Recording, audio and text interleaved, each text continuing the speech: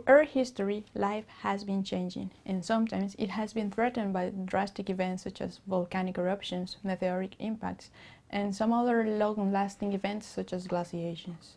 During these events, many species have vanished forever, and some of them have managed to survive and adapt.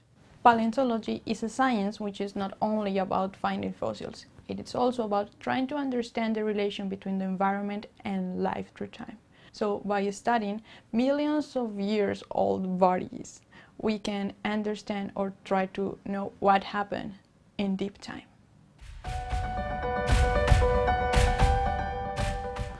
Approximately 438 million years ago, in a geological time called the Silurian, just right after the second largest mass extinction on Earth, life seems to be recovering, but something was not going well for all the organisms.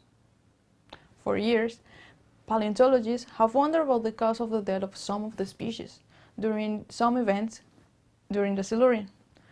One of these events is called the Valgo event, and for this event, the main suspect is a glaciation. The evidence in other places in the world showed that probably the main victims were conodonts.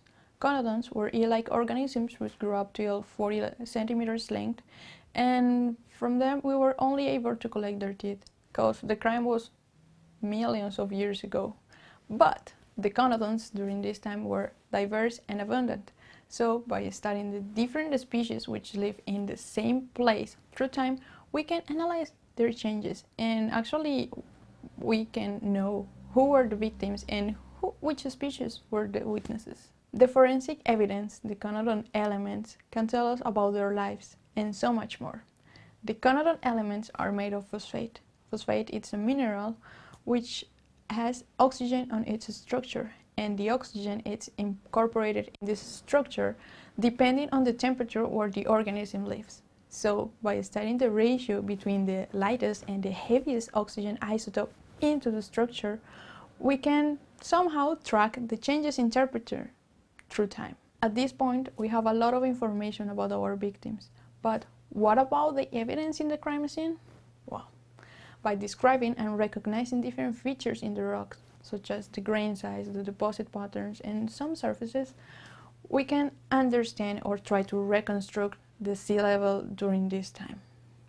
And, well, if the glaciation is the guilty of this crime, probably we will expect a sea level drop, because during the glaciation, the low temperature trap water on land.